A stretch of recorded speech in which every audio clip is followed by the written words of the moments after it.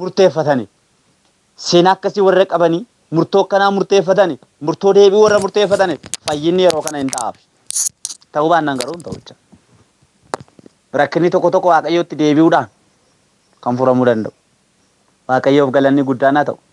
Macaafa qulqulluu keessaa raafamuun markabaa waa'ee markaba Yoonaas ittiin deeme duwwaa miti. Bidiruu bartoonni gooftaa ittiin deemanis raafamteerti. Amma garaagarummaa isaa isinitti agarsiiseen xumura. Bidiruun bartoonni gooftaa ittiin deemanii yeroo raafamte deemsi isaanii imalli isaanii imala wabii qabuudha. Gooftaatu deemaadhe. Gooftaatu gara Qifirnaahomitti ce'aattiin jedhe. Kanaaf imala wabii qabuudha. Karaa isaaniitti waan isaan qunnamu hundumatti kan isaan gargaaruu danda'u isa manaa isaan baasedha. Inni Yoonaas garuu wabii hin qabu. Inni bartoota kanaa wabii qaba. Yeroo isaan sodaatanitti gooftaan garuu akkaataa dinqiitiin galaana irra deemaa dhufe.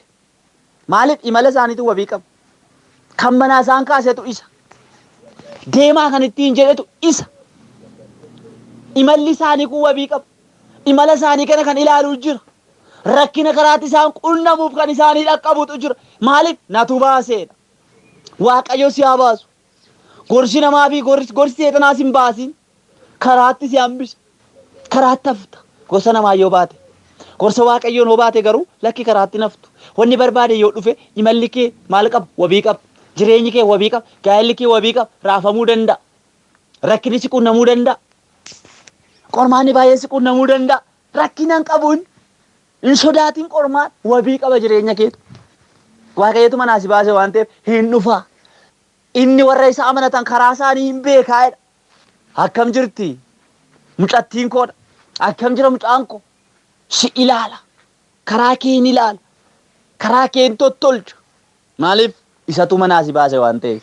Isatu deemisiin jedhe waan ta'eef. Rakkina hin qabu. Akkaataa dinqiitiin gooftaan bishaan irra tarkaanfachaa dhufe. Garaagarummaa isaa ilaalaa. Achitti kadhatanii iyyuu hin taane. Asitti immoo gooftaan hin dhufe. Bakka isaan jiran beekaa. Faana isaan dhahee hin dhufne fuulduraatti dhufe. Laal fuulduraatti dhufe. Meetira tokko booda, meetira lama booda, kiiloomeetira lama booda bakka bishaan seenuu keenya lixuu keenya booda fuuldura isaaniidha. Fuuldurri isaanii bakka isaan itti galaana lixanitu hin taane bakka itti gooftaan dhaa galaana sana isaanirraa ifatudha. Amma koo akkas jedha. Iftaan nan du'a, torbanarraa nan du'a. No, Waaqayyo wajjin jiru torbanarraa guyyaatti itti duututu hin taane guyyaatti Waaqayyo diina kee ajjeesudha. Bori nan du'a jetteetu yaaddu. No, bori guyyaatti Waaqayyo diina kee ajjeesudha. Maaliif ati Waaqayyo wajjin karaa jalqabdi? Ati Waaqayyo wajjin imala jalqabde waan ta'eef. Bakka hamma kufuu keenya, hamma lixuu keenya. Daqiiqaa lama booda, daqiiqaa sadi booda, daqiiqaa 30 booda jedhanu sa'aatiin isaan itti kufna. Itti linneedha sun gooftaan dhufee raawwate galaanicha ifate. Sigaa amma dheen. Akkasumaan deemu seete anaa bar deemaa kan isaaniin jedhe kaayyoo koomtuu karaa hambisuu hin danda'u. Gooftaan dubbate kan isa nageenya jira. Kan isa nageenya hin jiru. Yooti Waaqayyo wajjin deemte qormaasitti dhufe rakkinasti dhufu hundumaa wabii kasii ta'u Waaqayyoodha. Namoonni akkasii immoo hin sodaatinaa. Ergixanyaa ta'a karaa keessanitti imalaa jirtan kana keessatti Waaqayyo jiraachuusaa Waaqayyo wajjin walii galtanii deemuu keessan ergixanyaa ta'a malee omaan taatan. Rakkinni hin jiru. Yesuus gooftaadha. Boriin duuta yoo siin jedhe boriin duu situ du'a. Boriin salphatta boriin salphadhu nan kabajama. Karaatti haftoore karaatti naf galman ga'a. Waaqayyotu na wajjin jira. Haleluuyaa. Akkas jedha. Kanaaf imala wabii qabu. Imala wabii hin qabu. Kamirratti lamaan keessaniifuu nan dubbadha. Warri imala wabii hin qabne kana imalaa jirtan imala wabii qabu imaluu isinii wayya. Warri silaa kaleessa Yoonaas wajjin imaluu jalqabe yeroo rakkina isaanii galaana irratti hin darbatan, galaanatti gad darbatan homaa isaa godhuu hin dandeenye. Markabni laga na ceesisa, galaana na ceesisa jedhee amanates keessa lixee rafes of gatee of wallaalee rafes kan isa ceesisu hin taane. Karaan nutti toleera tarkaanfannu, imalli nutti tolee jalqabnu wabii nuuf hin ta'u. Waaqayyo keessan jiraan. Museen kan isin ajaa'ibu Waaqayyo manaa ka'ii deemi, asii ka'ii deemi, ergamaa koonsi faana erga hoo jedhellee hin barbaadu. Ati nu wajjin hin deemtu ta'e nuyi manaa hin kaanu. So dhumni keenya kan bareedu yeroo hundumaa hin du'a hin duuti yoo nuun jedhan kan jiraan Hisalphatti yoo nuun jedhan kan kabajamu. Deemsa keenya Waaqayyo wajjin yoo godhanne duwwaadha. Deemsa keenya Waaqayyo wajjin yoo jalqabne duwwaadha. Kanaaf egaa maatii Waaqayyo tokkoon keenya imalli nuyi imalaa jirru deemsi nuyi deemaa deemu akkamidha? Maala noo pheenxeedha? Nan tajaajila charchii nafu nan waaqeffadha naan jechuu dandeessa. Sagantaaleen ati baafattee jirtu, karoora ati baafattee jirtu akkami? Karoora qulqulluudha? Karoora qulqullummaadhaan ta'eedha? Deemsi sagantaan gaa'ela keetii akkamidha? Waaqayyotu keessa jira moo hin dhiyettee diddeeti? Bara kana silaa barri rakkisaadha. Dhiirri shamara gooftaa hin qabne, shamarri dhiira gooftaa hin qabne itti heerumuun, gaa'ela akkasii godhachuudhaaf yaaduun, utuu Waaqayyoon hin kadhatin itti adeemuun, waan adda addaa qabeenya ulaagaa godhachuun, beekamtii ulaagaa godhachuun kuni galmaan nama hin ga'u. Imala gooftaan keessa hin jirreedha kun. Imala gooftaan keessa hin jirreedha. Imala gooftaan keessa hin jirreedha. Nama Waaqayyoon beekne wajjin kan imaltan, kan sin ajaa'ibula sinitti himaa. Dhugaa Waaqayyo. Shamaras ta'e dhiiras ta'e namoota gooftaan beekne wajjin imala gaa'elaa karaa gaa'elaa kan jalqabdan. Isa miti kan raafamu. Si ishee gooftaa qabdutu raafama. Gaafa sana immoo gasi darbata. Yoonaasiin warri Waaqayyoon hin beekne nagaanitu jiranii inni raafame miti. Hamma si wajjin raafamnu jedhanii gad darbatan. Ati raafamta.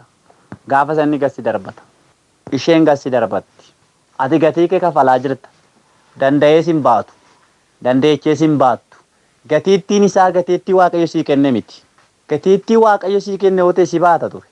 Gaafa ati gatii kee kafaltu si wajjin gatiin kafaluun rakkina hin qabu. Daangaa hin qabu jireenyi isaanii waan ta'eef si gattee si biraa sokkiti. Sinsinnii waan dhumuufi. Waan isaan daangeessu hin jiru. Waan isa daangeessu hin jiru. Waan ishee daangeessu hin jiru waan ta'eef. Si wajjin raafamuu dirqama hin qabu. Si wajjin raafamuu dirqama hin qabu. Waaqayyo kee sii wayya. Waan Waaqayyo biraa dhufe sii wayya. Waan Waaqayyo siif kenne sii wayya. Inni garuu wabii qaba. Argite? Hin beeka Waaqayyo waan ta'eef. Isatu gidduu sii gala waan ta'eef. Gaafa sana garuu gatii kee gaafa kafaltu calli jettee kafalta malee namni si gargaaru illee hin jiru. Hin qoosinaa. Kun dubbii Waaqayyooti. Kun sagalee Waaqayyooti. Kuni gorsa Waaqayyooti. Kanaaf imala keessan sirreeffadhaa. Deemsa dheeraa deemuu dandeessu. Rakkina hin qabu. Maal godha? Du'atti deemsa dheeraa deemanii argite? Du'atti deemsa dheeraa kan deemtu. Badiisatti deemsa dheeraan deemeette kan ilaaltu. Arra duwwaarraa jalqabuu si wayya. Waaqayyo gooftaan si gargaaru. Maqaan Waaqayyoo kana eebbifame haa ta'u. Egaa dubbii kana keessaatii namni hundumtu akka inni of ilaalu silaa amma fedhe hootee dhugaa keessa isaa jiru namni hin beeka waan ta'eef akka inni of ilaaluuf hubachuu danda'u. Nana mana Waaqayyo gooftaan immoo nu gargaara. Imala keenya akka sirreeffannu hin godha. Ofii keenya akka ilaallu hin godha. Daandii keenya akka nu isa kattaanu hin godha. Seexanni nutti hin gammadu. Boolla buufadheetu jedhu arra Waaqayyo harkaa nu baasa. Galanni Waaqayyo gooftaa keenyaaf haa ta'u. Mee Waaqayyo walii wajjiniin hin kadhanna. Jalnaanii jedhanii dabarsite yaada kootiin alaatinii. Si malee jiraachuun naan ta'u nan badaa gorsa kee dhabnaanii. Jalnaanii jedhanii dabarsite yaada kootiin alaatinii. Si malee jiraachuun naan ta'u nan badaa gorsa kee dhabnaanii. Nan badaa gorsa kee dhabnaanii. Nan badaa gorsa kee dhabnaanii. Mee fuula Waaqayyootti argamne lafa jirtani lafatti dubbii kana dhaggeeffattani. Mee fuula Waaqayyootti argamne Waaqayyo walii wajjiniin calnaanin jedhini. Dabarsitee yaada koottis nan laatini. Waaqayyo yaada keenyatti nun laati. Waaqayyo dabarsee yaada keettis hin laati. Waaqayyo gooftaan humna isaatiin, hafuura isaatiin, yaada isaa keessatti, akeeka isaa keessatti, sagantaa isaa keessatti, karoora isaa keessatti si haa qabu. Calnaanii jedhanii dabarsitee yaada kootiin alaatinii. Si malee jiraachuun naan ta'u nan badaa gorsa kee dhabnaanii. calnaani jedhine dabarsite yaada kootti naalaatini si malee jiraachuun naan ta'u nan badaa gorsa kee dhabnaani nan badaa gorsa kee dhabnaani nan badaa gorsa kee dhabnaani. Yeroon kun yeroo itti ofii keenya ilaalluudha. Yeroo itti imala keenya sakattaanuudha. Levaano masa topaya jeneme divi galaba gatorra laba janama galaba labatias. Me ofii keenya ilaalaa fuula Waaqayyootti Waaqayyoon hin kadhanna. Dhuguma karaan keenya maalidha? Deemsi keenya maalidha? Tarkaanfiin keenya maalidha? Waaqayyo deemsa keenya kanatti gammadaa jiraa? Waaqayyo karoora keenya kanatti gammadaa jiraa? Waaqayyo sagantaa nuyi qabannee jirru kanatti gammadaa jiraa? Namni hundumtuu ofii isaa ilaalu. Namni Waaqayyo wajjiniin amma yeroo kana walii galuun isaaf ta'u Waaqayyo wajjiniin waliif haa galu. Calnaani jedhee dabarsite yaada kootti naalaatini si malee jiraachuun naan ta'u nan badaa gorsa kee dhabnaani nan badaa gorsa kee dhabnaani nan badaa gorsa kee dhabnaani. Gorsa Waaqayyoo malee deemnaan hin banna. Gorsa Waaqayyoo malee imala jalqabnaan hin banna. Gorsa Waaqayyootiin deddeebi'uun nuuf haa ta'u. Waaqayyoon dhageenye deddeebi'uun nuuf haa ta'u. Waaqayyo gooftaa kee maqaa Yesuus Kiristoosiin waa'ee dubbii kee yeroo kanaatiif galanni ulfinni siif haa ta'u. Bara baraan maqaan kee kan eebbifame haa ta'u. Yeroo kana dubbii kee nutti dubbatte Waaqayyo. Gorsa kee nu laatte Waaqayyo. Akka gorsa kee kanaatti deddeebi'u akka nuyi